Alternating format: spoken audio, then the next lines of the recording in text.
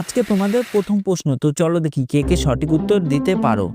বন্ধুরা, তোমাদের ক্ষমতা থাকলে এই ফলগুলোকে তাদের শ্যাডোর সাথে মিলিয়ে দেখো। যারা সঠিক উত্তর দিতে পারবা তারা কমেন্ট বক্সে একটি ডান লিখে দেবা বা স্ক্রিনশট দিয়ে দেবা। এই ছেলেটি চকলেট নিয়ে স্কুল আসছিল। তখনই কেউ একজন পিছন থেকে এসে ছেলেটির হাত থেকে চকলেটটি নিয়ে স্কুলের দিকে চলে গেল। এই ছেলেটিও তার পিছন পিছন গেল। ছেলেটি এসে দেখলো এখানে তিনটে ছেলে দাঁড়িয়ে আছে। এইবার তোমাদের প্রশ্ন হলো বন্ধুরা, এখানে ছেলেটি চকলেটটি কে খেয়েছে? তো ভালো করে দেখো, তারপর তোমাদের উত্তরটা কমেন্টে লিখে জানাও।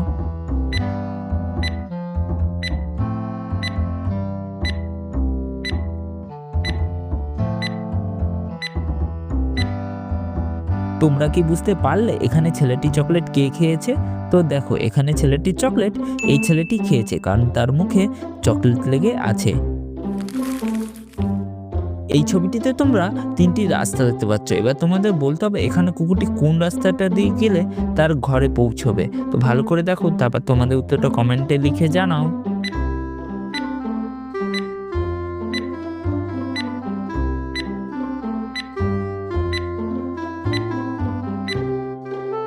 তো দেখো, এখানে কুকুরটি যদি 1 নম্বর রাস্তাতে দিয়ে যায় তাহলে সে তার ঘরে পৌঁছবে।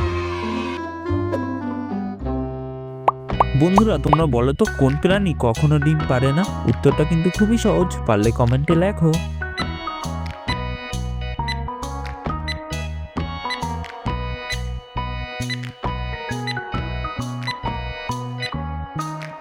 এখানে সঠিক উত্তরটি হবে ঘোড়া, কারণ ঘোড়া তো কখনো ডিম পারে না। এইবার বলো তো তোমরা, এখানে কোন পাখি আকাশে উঠতে পারে না? সঠিক উত্তরটা জানা থাকলে কমেন্টে লেখো।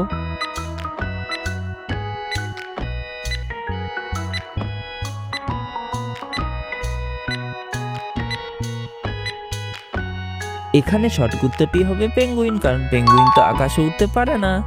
তোমাদের যদি এই ভিডিওটা ভালো লেগে থাকে তাহলে একটি লাইক করে দাও, আর এরকম আরো ভিডিও দেখতে আমার চ্যানেলটিকে সাবস্ক্রাইব করে রাখো। তো চলো যাওয়া যাক পরের প্রশ্নে। তোমরা এই প্রশ্নে অনেকগুলো জাহাজ দেখতে পাচ্ছ। এবার তোমরা বলো তো এখানে এতগুলো জাহাজের মধ্যে থেকে কোন জাহাজটি সবার থেকে আলাদা আছে?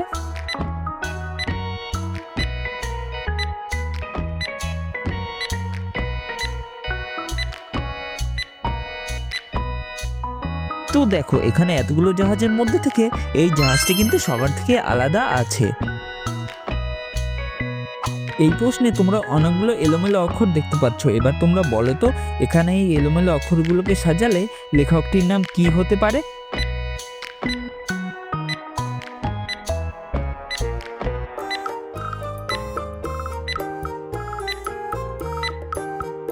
তো দেখো, তোমরা যদি এখানে এই এলোমেলো অক্ষরগুলোকে সাজাও তাহলে লেখকটির নাম হয়ে যাবে বিভূতিভূষণ।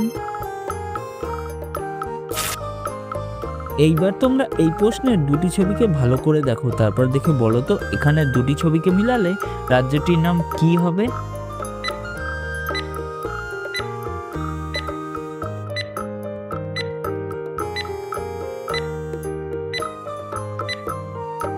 তো দেখো, প্রথমটা আছে কাশ, দ্বিতীয়টা আছে মীর, তাই এখানে দুটি ছবিকে মিলালে রাজ্যটির নাম হয়ে যাবে কাশ্মীর। এই প্রশ্নে দুটি ছবিকে তোমরা ভালো করে দেখো, তারপর দেখে বলো তো এখানে দুটি ছবিকে মিলালে রাজ্যটির নাম কি হবে?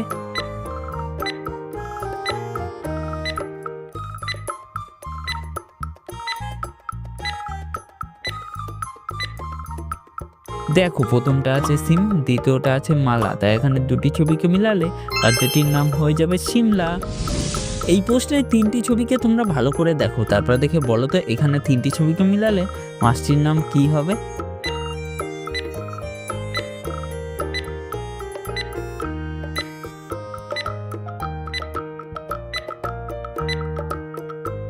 দেখো, প্রথমটা আছে তেল, দ্বিতীয়টা আছে লাভ, আর তৃতীয় হচ্ছে পিয়া, তাই এখানে তিনটি ছবিকে মিলালে সঠিক উত্তরটি হয়ে যাবে তেলাপিয়া। এই প্রশ্নে তিনটি ছবিকে ভালো করে দেখো, তারপর দেখে বলো তো এখানে তিনটি ছবিকে মিলালে মাছটির নাম কি হবে?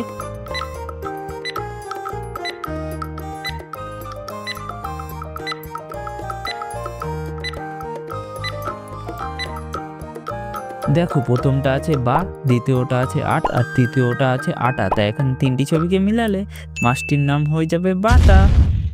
আজকে তোমাদের শেষ প্রশ্নের এই ২ টি ছবিকে ভালো করে দেখো। তারপর দেখে বলো তো এখানে ২ টি ছবিকে মিলালে মাছটির নাম কি হবে?